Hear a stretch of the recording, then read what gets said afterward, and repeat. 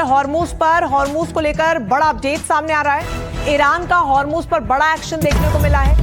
अरब सागर की तरफ से हॉर्मूज बंद करने का दावा यहां पर किया गया है। अमेरिका आगे बढ़ा तो हमले भी करेंगे, यानी कि पूरी तरीके से एक्शन प्लान यहां पर नजर आ रहा है। इतने लंबे दिनों की, इतने सारे दिनों की जो खामोशी थी उस पर फुल स्टॉप लग चुका है। बड़ा एक्शन ईरान की तरफ से देखने को मिल रहा है, जहां पर अरब सागर की तरफ से हॉर्मूज को बंद कर दिया गया है, यानी कि मसलन वहां से आने वाले जहाज और जाने वाले जहाजों पर पूरे तरीके से रोक लगी हुई है।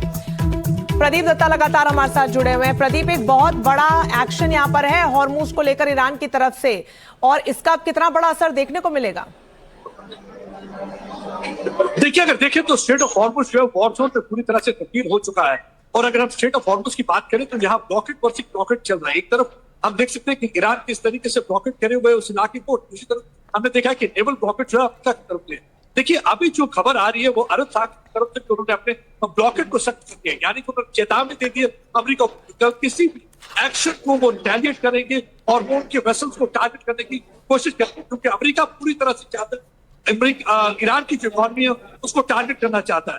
तो क्योंकि उसको लगता है कि जो ईरान की इकॉनमी है पूरी तरह से ऑयल एक्सपोर्ट पर डिपेंडेंट है, और अगर वो पूरी तरह से ब्लॉकेट वहां पे रखते हैं उसकी वजह से ईरान की इकॉनमी पे असर पड़ेगा, और ईरान की इकॉनमी पे असर पड़ेगा तो हो सकता है वो जंग ना करने में सक्षम रहे। तो यही एक वजह है कि एक तरफ से अमेरिका की तरफ से एक्शन चल रहा है, वही दूसरी तरफ से आप देख सकते हैं कि पुख्ता इंतजाम किए जा रहे हैं ईरान की तरफ से। उन्हें अरब सागर की तरफ से भी ब्लॉकेट को सख्त कर दिया ताकि अमेरिका की फुट वहां पे ना हो, और एक पूरी तरह से पैगाम दे दिया अगर आपकी मोहम्मद उस तरफ होगी तो। बिल्कुल प्रदीप, एक बहुत बड़ा संदेश है ये ईरान की तरफ से। जो इतने दिनों की खामोशी थी, ईरान की तरफ से सवाल यही उठाए जा रहे थे कि अमेरिका की नाकेबंदी के बाद, ईरानी जहाजों को कब्जे में लेने के बाद ईरान अब क्या करेगा।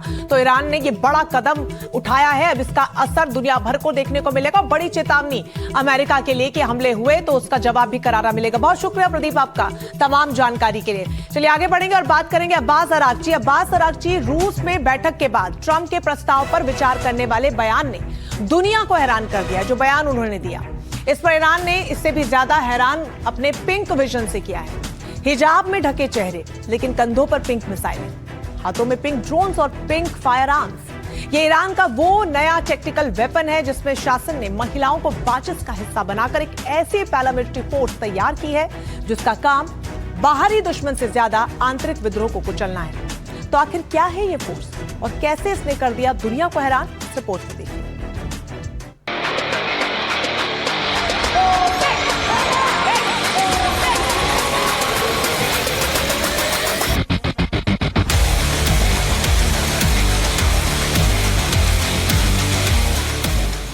ईरान ने एक बार फिर महिलाओं को आगे करके युद्ध के मनोविज्ञान को दिलचस्प बना दिया है। पिछले 7 दिनों में चौथी बार इस तरह महिलाओं का वॉर वाला वीडियो सामने आया है।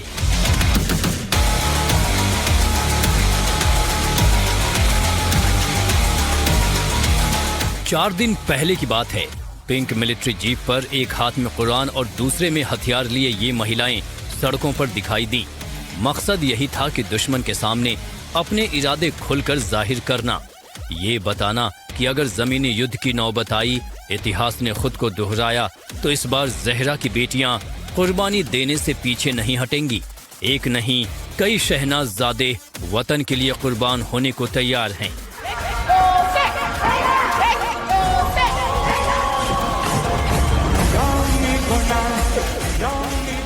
दरअसल पिछले कुछ दिनों से ईरान में इस तरह की तस्वीरें और वीडियोस एक ट्रेंड के तौर पर दिखाई पड़ते हैं, लेकिन सवाल है कि ये महिला ब्रिगेड है कौन?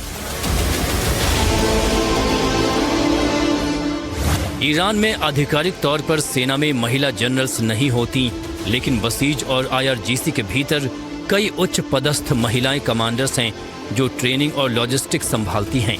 रश्त में जो महिलाएं हथियारों के साथ दिखीं, वो मुख्य रूप से बसीज की ही महिला शाखा का हिस्सा हैं। बसीज यानी ईरान की रेवोल्यूशनरी गार्ड्स की एक पैरा मिलिट्री विंग है।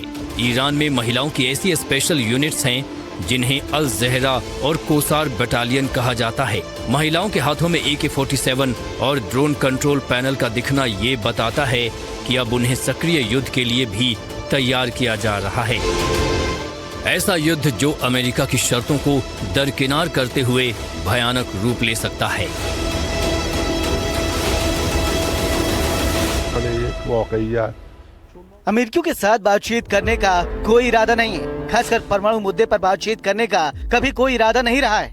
हर युद्ध आखिरकार किसी न किसी रूप में बातचीत और युद्ध विराम के साथ खत्म होता है। कोई भी युद्ध, यहाँ तक कि पहला और दूसरा विश्व युद्ध भी इस चरण तक पहुँचे बिना खत्म नहीं हुआ है। लेकिन हमारा मानना है कि इस ज़ायोनी शासन से खासतौर से अधिक गंभीरता से निपटना होगा और इसके द्वारा किए गए हमलों को देखते हुए इसे उचित दंड दिया जाना चाहिए।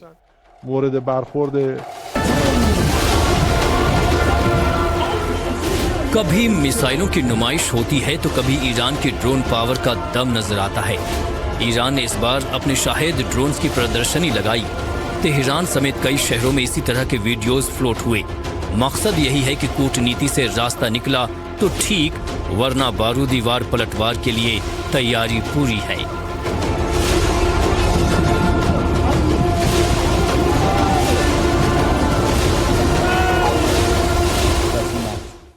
इजरायली लॉबी के प्रभाव में आकर ट्रंप ईरान के खिलाफ नई जंग का ऐलान कर सकते हैं। लेकिन ट्रंप को ये याद दिला देना चाहिए कि सीज फायर के लिए ईरान आगे नहीं आया था और अगर इस बार जंग शुरू होती है तो फिर किसी तरह की कोई बातचीत नहीं होगी। ईरान खुद तय करेगा कि इस युद्ध का खात्मा किस तरह से किया जाएगा।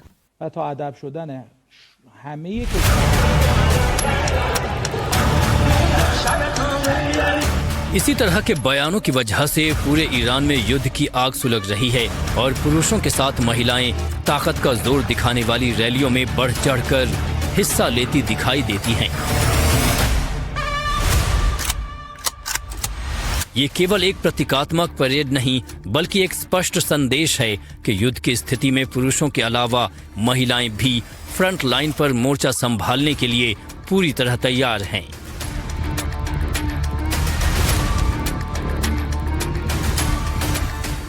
ईरान के हिजाब वाली महिलाएं सिर्फ पारंपरिक राइफलें ही नहीं बल्कि गाइडेड मिसाइल सिस्टम और ड्रोन कंट्रोल यूनिट्स के साथ भी दिखाई देती हैं, जिसे पिंक मिसाइल या रंगीन वॉर हेड्स के रूप में देखा जा रहा है। ये असल में ईरान के स्वदेशी हथियारों के प्रदर्शन का एक तरीका है जो ये दर्शाता है कि आधुनिक रक्षा तकनीक अब सिर्फ पुरुषों के एकाधिकार तक सीमित नहीं है।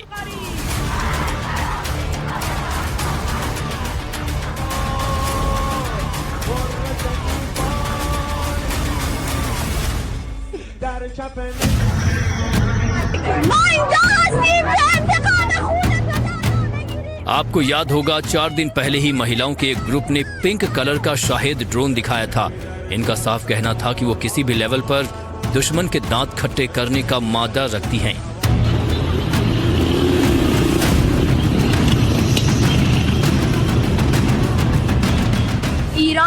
ईरानी एरोस्पेस फोर्सेस ने हमारे लिए शाहिद ड्रोन को पिंक कलर में पेंट किया है और ये मिनाब में मारी गई बच्चियों की याद में किया गया है।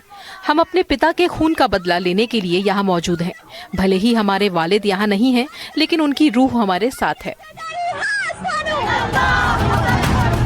अमेरिका के साथ बढ़ते तनाव के बीच ये महिला यूनिट्स ईरान के एसिमेट्रिक वॉरफेयर का हिस्सा हैं। सोचिए, बासीज यानी ईरान के पैरामिलिट्री फोर्सेज में करीब 50 लाख महिलाएं जुड़ी हुई हैं और इन्हें भी छापामार युद्ध में एक्सपर्ट माना जाता है। सवाल है कि क्या ईरान अमेरिका के सामने इन वॉरियर्स को आगे करेगा या फिर ये भी उसके वीडियो वॉर गेम्स का हिस्सा है।